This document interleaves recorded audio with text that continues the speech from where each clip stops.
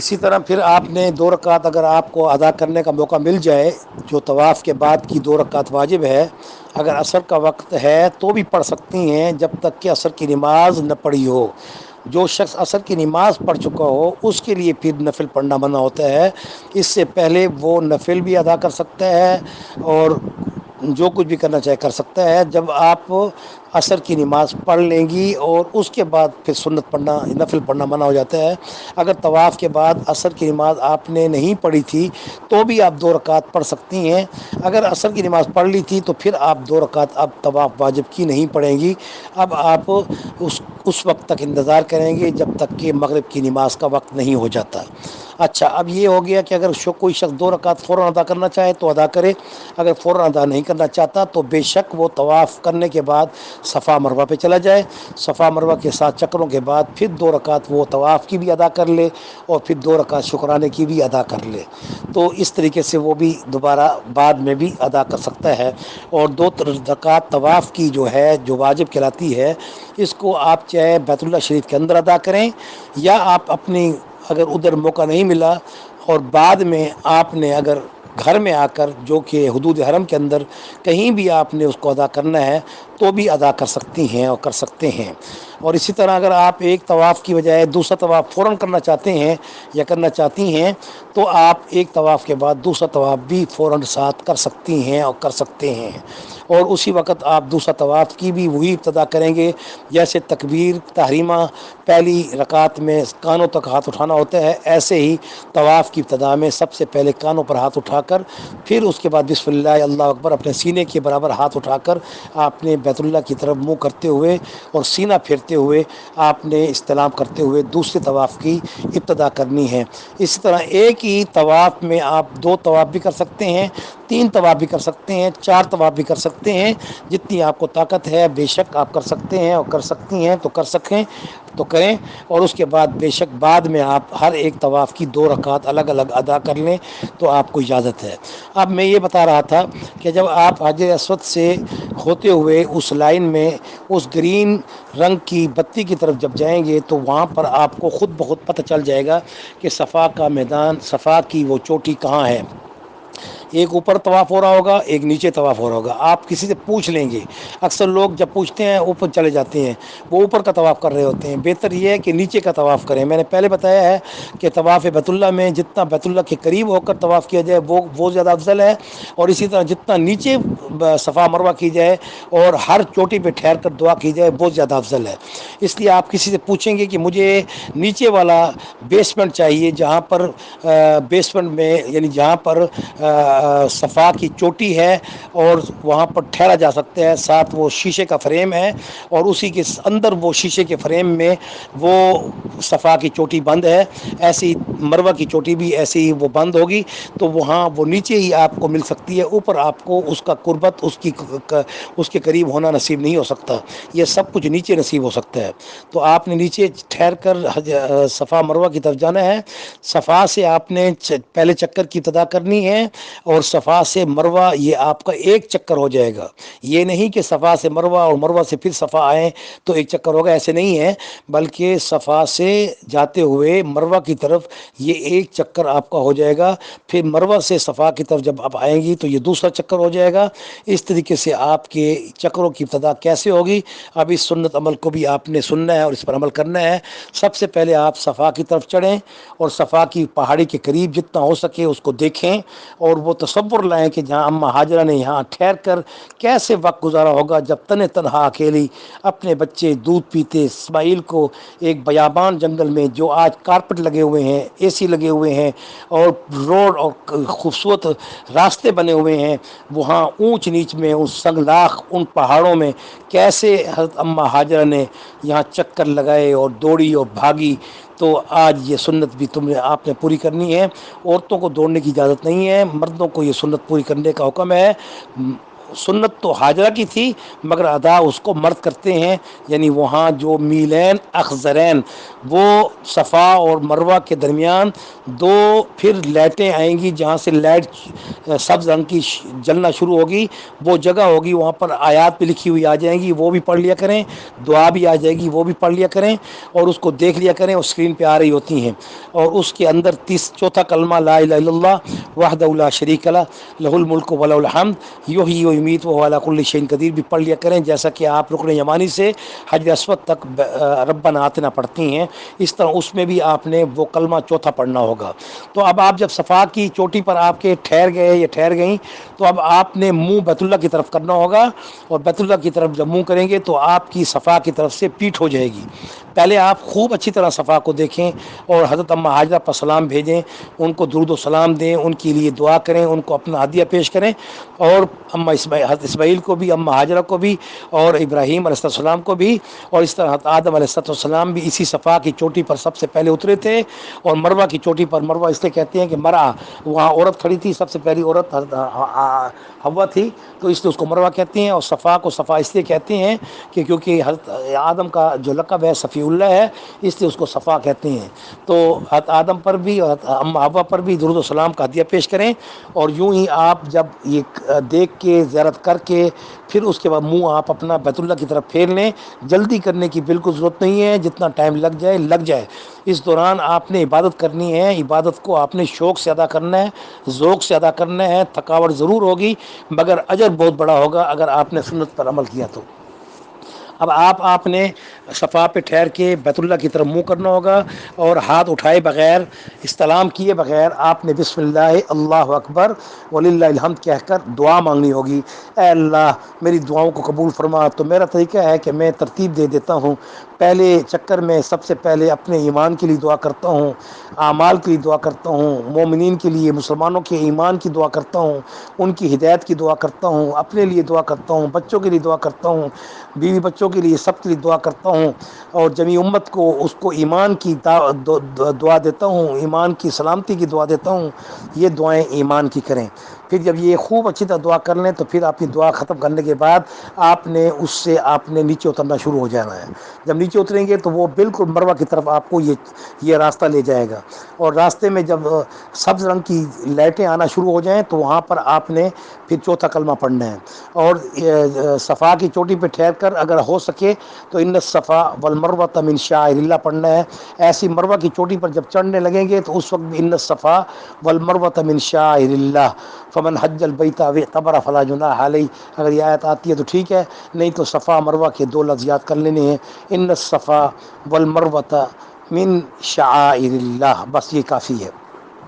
یہ پڑھتے ہوئے آپ نے جب آپ صفا کی طرف سے مروہ کی طرف جائیں گے تو راستے میں نے کہا کہ اب اس میں بھی ہمارے اعمال علماء نے بتائے ہیں تاکہ آپ کو صفا اور مروہ کے چکر نہ بھولیں۔ اگر آپ یہ پڑھیں گی تو آپ کے چکر 7 بھی پورے ہو جائیں گے، اور آپ کی گنتی بھی پوری ہو جائے گی، آپ کو یاد کرنے کی اور دہرانے کی ضرورت بھی نہیں ہوگی۔ اس میں آپ نے پہلے چکر میں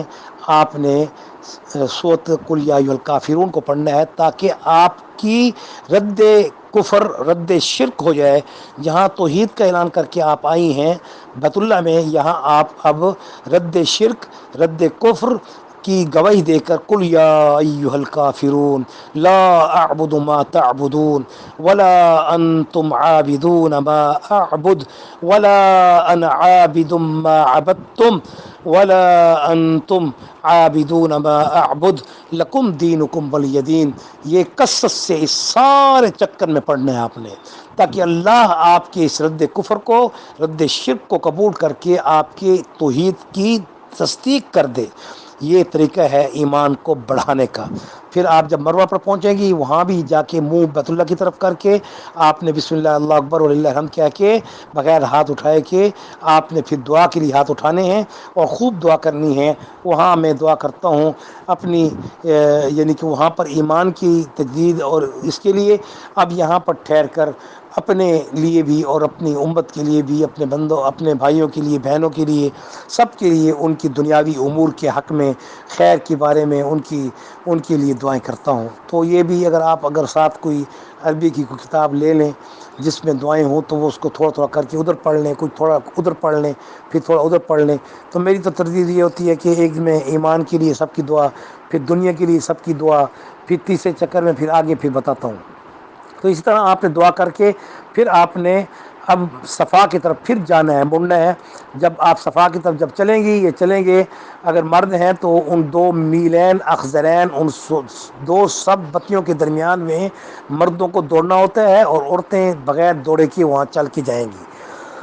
اس طریقے سے آپ نے دوسرے چکر میں آپ نے سورۃ اخلاص پڑھنی ہے۔ یہ اخلاص جو ہے یہ توحید کی اور اللہ کے نزدیک محبوب ہونے کی سب سے بڑی نشانی ہے۔ حضور نے فرمایا کہ اللہ کو بندہ بڑا محبوب ہے جو کثرت سے سورۃ اخلاص کو پڑھتا ہے۔ تو آپ نے اب اس دوسرے چکر میں جب صفا سے مروہ آپ آئی، اب مروہ سے آپ نے صفا کی طرف دوسرا چکر جب شروع کرنا ہے تو آپ نے سورۃ اخلاص کو پڑھنا ہے۔ سورۃ اخلاص کو کثرت سے پڑھتے جائیں، اور درمیان میں جب میلین اخضرین آئے، سبز رنگ کی بتیاں، تو وہاں پر آپ چوتھا کلمہ پڑھیں۔ پھر اسی طرح آپ صفا پر پہنچ جائیں گے تو وہاں ٹھہر کر پھر آپ نے منہ بیت اللہ کی طرف کرنا ہے، بسم اللہ اللہ اکبر وللہ الحمد کہہ کے۔ اب آپ نے اپنی دعائیں ترتیب دی ہوئی جو بھی ہیں، جس میں خاص طور پہ میں تو یوں کرتا ہوں کہ پہلے اپنے ایمان کے لیے، پھر دنیا کے لیے، پھر اس کے بعد تیسرے چکر میں پھر وہ دعائیں کہ جو عبادات کی نور کے لیے، نماز کے لیے، قرآن کے لیے، روزوں کے لیے، زکوٰۃ کے لیے، بچوں کی ہدایت کے لیے، مخصوص طریقے سے ان کی نمازی بننے کے لیے، اور صوم و صلات کے لیے، پھر اسی تیسرے چکر میں گناہوں سے توبہ کرنے کے لیے، خاص طور پر اپنے سارے گناہوں کو، اپنے ساری بے ادبیوں کو، اپنی ساری گستاخیوں کو، اپنے سارے جو نمازیں چھوڑیں یا روزے چھوڑے یا زکوٰۃیں نہیں دیں، یا اس کے علاوہ کوئی غیبت کی، جھوٹ بولا، اور اسی طرح اگر خدا نخواستہ کوئی گناہ کیے، بڑے گناہ کیے، قتل کیے، زنا، شراب، سود، کوئی بھی اگر ایسا عمل ہو چکا ہے، کھل کے وہاں تیسرے چکر میں اللہ سے ایک ایک گناہ اپنا گن گن کے اللہ کے سامنے پیش کرنا ہے۔ جو جو یاد آتے جائیں بتاتے جائیں، اور پھر اس کے بعد معافی مانگتے جائیں، نہ صرف اپنے لیے، سب کے لیے دعا کرنی ہے۔ پھر تیسرا چکر جب آپ کا شروع ہوگا، یہ اب آپ کے 2 چکر پورے ہو گئے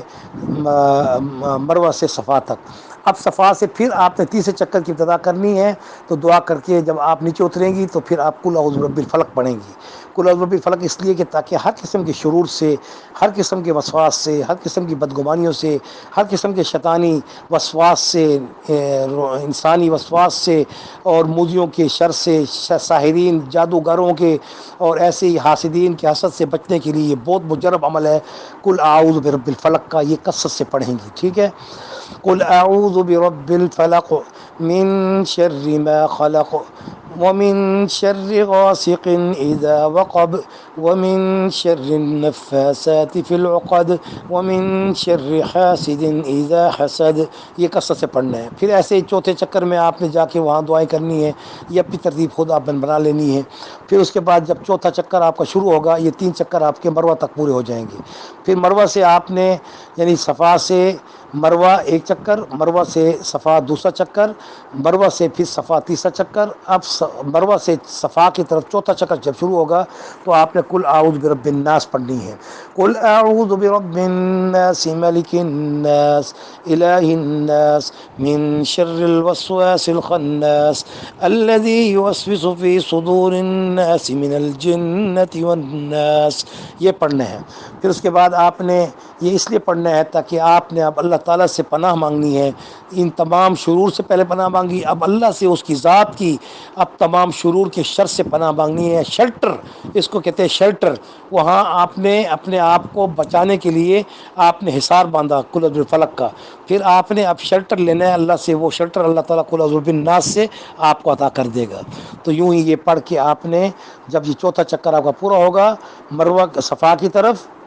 پھر آپ نے بسم اللہ اللہ اکبر کر کے منہ بیت اللہ کی طرف کر کے دعائیں مانگنی ہیں۔ پھر 5ویں چکر کی آپ کی ابتدا شروع ہو جائے گی۔ اب یہ 5ویں ابتدا میں آپ نے حسبنا اللہ و نعم الوکیل، نعم المولا و نعم النصیر پڑھنا ہے، کیونکہ یہ کثرت سے انبیاء نے، حضرت آدم سے لے کر حضور تک سب نے یہ پڑھا ہے، اور یہ اتنی مجرب تسبیح ہے کہ اس تسبیح کے پڑھنے سے پھر آپ کی دعائیں جلدی قبول ہوں گی، اور اس طرح وہاں بھی کو دعا کریں گے، وہاں بھی دعا کریں گے۔ یوں ہی 5واں چکر آپ کا مروہ پہ ختم ہوگا، تو مروہ پہ آپ نے پھر 6ٹھے چکر کی ابتدا کرنی کرنی ہے، پھر آپ نے بسم اللہ اکبر کر کے بیت اللہ کی طرف منہ کرنا ہے، پھر آپ نے نیچے اترنا ہے، اور نیچے اترتے ہوئے آپ نے پھر جیسے حسبنا اللہ ونعم الوکیل پڑھی تھی، اب آپ نے لا الہ الا انت سبحانک انی کنت من الظالمین پڑھنا ہے۔ اگر آگے والی آیت ہے فاستجبنا له فنجیناہ من الغم وکذلک ننجی المؤمنین، اگر یہ بھی آ جائے تو یہ بھی پڑھ لیں، لیکن ورنہ اگر وہ نہیں آتا تو لا الہ الا انت سبحانک انی کنت من الظالمین یہ کافی ہے۔ ورنہ آگے والی آیت 7 اگر پوری کر لی جائے تو غموں سے، پریشانیوں سے اللہ آپ کو نجات دے دے گا۔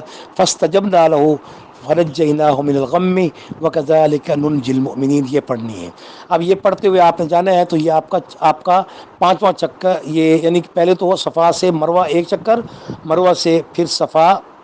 یعنی صفا سے مروہ پہلے چکر کی ابتدا صفا سے ہوگی، صفا سے مروہ کی طرف آپ کا پہلا چکر قل یا ایھا الکافرون کا ہوا، پھر دوسرا چکر آپ کا قل هو اللہ احد اللہ الصمد لم یلد ولم یولد ولم یکن لہ کفوا احد کا، پھر صفا تک ہوا، پھر تیسرا چکر آپ کا مروہ کی طرف قل اعوذ برب الفلق کا ہوا، پھر چوتھا چکر آپ کا قل اعوذ برب الناس کا صفا کی طرف ہوا، پھر صفا سے پھر 5واں چکر آپ کا حسبنا اللہ ونعم الوکیل نعم المولا ونعم النصیر کا مروہ تک ہوا، پھر چھٹا چکر اب آپ کا لا الہ الا انت سبحانک انی کنت من الظالمین فاستجبنا له فنجیناہ بالغم وکذلک ننجی المؤمنین یا حی یا قیوم برحمتک نستغیث، یہ چھٹا چکر آپ کا پھر صفا تک پورا ہوگا۔ پھر 7واں چکر آپ نے ایسے ہی بیت اللہ کی طرف منہ کر کے بسم اللہ اللہ اکبر کہہ کے آپ نے دعا مانگنی ہے، اور پھر آپ نے 7واں چکر جو شروع کرنا ہے اس میں آپ نے دروشی پڑھنا ہے، خوب دعائیں کرنی ہیں اپنی زبان کے اندر۔ یہ سارا چکر آپ کا دعاؤں پر محیط ہونا چاہیے اور دروشی پر محیط ہونا چاہیے۔ یہ مروہ پر آپ کا 7واں چکر آپ کا پورا ہو جائے گا۔ اب 7ویں چکر مروہ پر آ کر پورا ہونے کے بعد وہاں سے آپ اپنے بالوں کی لٹ وہاں نہیں اتارنی، یا بالوں کو وہاں پر کسی مردوں نے وہاں نہیں موڑنا، ورنہ وہ جگہ خراب ہو جاتی ہے، اس لیے وہاں پر اپنے بال بالکل نہ موڑے جائیں، بلکہ وہاں سے باہر نکلیں، اور پہلے اگر 2 رکعت شکرانے کی اگر ادا کر سکتے ہیں تو وہ ادا کر لیں، اگر نہیں کرنی تو کوئی حرج نہیں۔ اگر طواف کی باقی ہیں 2 رکعت واجب تو وہ پڑھ لیں ضرور، پھر اس کے بعد آپ صفا مروہ سے باہر نکل جائیں۔ یہ صفا مروہ جو علاقہ ہے یہ مسجد کے ویسے بھی باہر ہے، مسجد سے ویسے بھی خارج ہے، اگر خدا نخواستہ وضو ٹوٹ بھی جائے تو صفا مروہ کے چکر جو ہے بغیر وضو کے بھی کیے جا سکتے ہیں، لیکن سنت یہ ہے کہ آپ وضو کر لیں، وہاں پر زمزم کے پانی پڑے ہوتے ہیں، پانی کی جگہ کھڑے ہونے کی ہوتی ہے، وہاں پر آپ آسانی سے وضو بھی کر سکتی ہیں اور کر سکتے ہیں۔ اس لیے اگر وضو ٹوٹ جائے تو بھی کوئی حد نہیں، اگر آپ بغیر وضو کے بھی اپنے چکر پورا کرنا چاہیں، یا خدا نخواستہ اوقات ہو جائیں اور اس میں اگر مینسز وغیرہ کی صورت میں بھی اپنے چکر آپ پورے کر سکتی ہیں اور کر سکتے ہیں۔ وہ لوگ مرد جو وضو ٹوٹ جائے تو ان کا بھی ہو جائے گا، اور جن کے لیے اوقات ہیں جو عورتیں ہیں ان کے لیے بھی۔ تو اس طریقے سے آپ نے یہ 7 چکر پورے کرنے کے بعد اپنے بالوں کے موڑنے کے لیے، اور یا عورتوں کا اپنا آخری جو لٹ ہوتی ہے بالوں کی، جو پورا گچھا آخر میں گت کا نکل آتا ہے، جو آخر میں لٹکی ہوئی گت ہوتی ہے، اس کے اندر اپنے بالوں کو اپنی انگلی پر لپیٹ لیں گے، جو لپیٹ لیں گے بس وہ لپیٹی ہوئی انگلی کو، لپیٹے ہوئے بالوں کو آپ نے کاٹ لینا ہے، بس وہی کافی ہے آپ کے لیے۔ یہ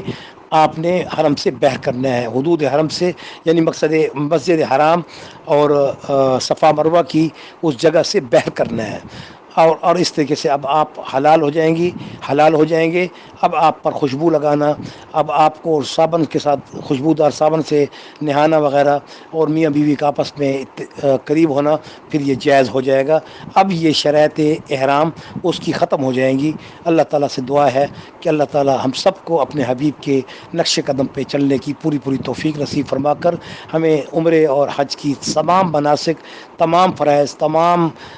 واجبات اور سنن اور مستحبات کو مکمل ادا کرنے کی اللہ تعالیٰ توفیق نصیب فرمائے، اور اس ادا کرنے میں اللہ تعالیٰ ہمارے لیے آسانی پیدا فرمائے۔ آمین ثم آمین۔ آپ کا بھائی مفتی ڈاکٹر امداد اللہ محمود فرید، رئیس دارالفتہ جامعہ مظاہر العلوم آرے بازار لاہور کینٹ۔